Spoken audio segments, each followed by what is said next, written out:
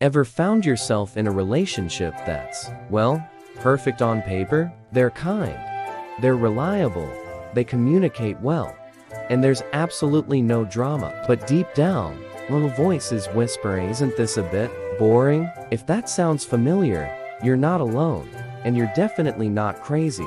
Today, we're diving deep into the psychology behind why healthy, stable love can feel dull, and why some of us are secretly drawn to chaos. Let's start with the simple idea.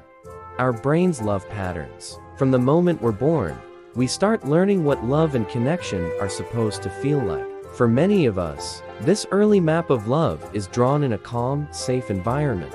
But for others, that map is sketched out amidst inconsistency, unpredictability, and emotional highs and lows. If your childhood involved a lot of conflict, emotional unavailability, or walking on eggshells, your nervous system essentially gets trained to associate that state of high alert with connection. Love, for you, might feel like a roller coaster, intense peaks of affection, followed by stomach-dropping plunges of anxiety or distance. This pattern is what psychologists call an insecure attachment style. It's not a flaw, it's a brilliant adaptation. Your young brain learned to navigate a chaotic world. The problem is, that programming doesn't just switch off when you grow up. So, when you finally meet someone who is consistent, predictable, and emotionally available, someone who represents a secure attachment, your nervous system doesn't know what to do. The constant state of calm feels wrong. It's like an adrenaline junkie trying to enjoy a quiet day at the library.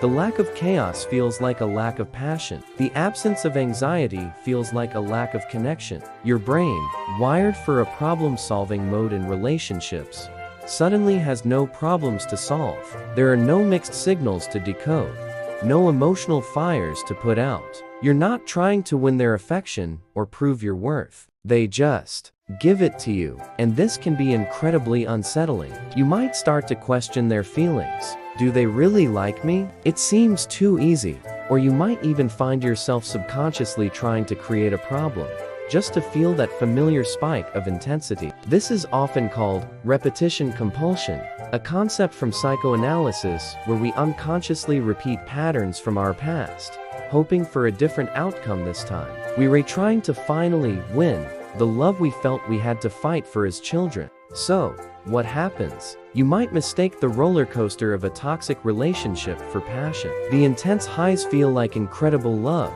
because they provide relief from the equally intense lows. The makeup after a huge fight feels euphoric. The chase is thrilling. In contrast, healthy love is more like a gentle, flowing river. It's steady, it's nourishing, and it's predictable. It doesn't give you those wild adrenaline rushes, but it offers something far more valuable: security, peace, and genuine, sustainable growth. The feeling of boring in a healthy relationship is often just your nervous system recalibrating. It is the feeling of your body finally coming down from a state of high alert that it has been in for years, maybe even decades.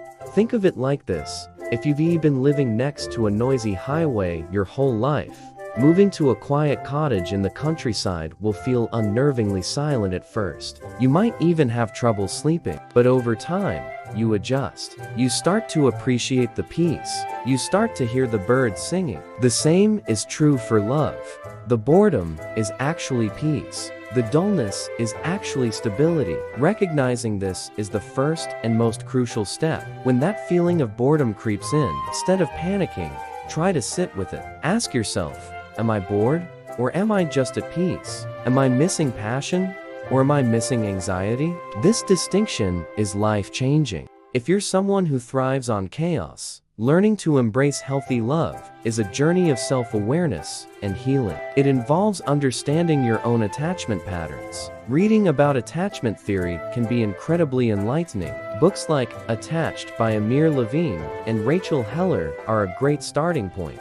They help you identify your style, whether it's anxious, avoidant, or secure, and give you tools to navigate relationships more consciously. Another powerful tool is therapy. A good therapist can help you unpack those early experiences and understand how they shaped your definition of love. They provide a safe space to process those old wounds, so you are not unconsciously trying to heal them through your romantic partners It's about learning to self-soothe, to find your own sense of validation, and to build a solid foundation of self-worth that isn't dependent on the drama of a relationship. It also helps to redefine what excitement in a relationship means. In a healthy partnership, excitement doesn't come from fighting and making up. It comes from shared adventures, from trying new things together, from supporting each other's dreams, and from the deep intimacy that grows from being truly seen and accepted for who you are. It's a quieter, more profound kind of excitement. It's the thrill of building a life with someone,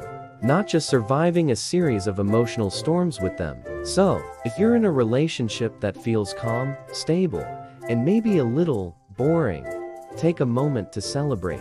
You might have just found the real thing. It might not be the Hollywood movie kind of love that is full of dramatic gestures and obstacles to overcome. It's something better. It's the kind of love that allows you to be yourself. The kind of love that provides a safe harbor, not a stormy sea. It's the kind of love that heals, not wounds. Learning to appreciate this peace is a skill. It requires patience and a commitment to your own growth. It's about unlearning old survival mechanisms and embracing a new way of being. And trust me, once you get used to the quiet, you'll realize it's not boring at all. It's beautiful. Thank you so much for watching. If this video resonated with you, please give it a thumbs up and share it with someone who might need to hear this. And don't forget to subscribe for more content on psychology and relationships. Let me know in the comments if you've ever mistaken peace for boredom. I'd love to hear your stories.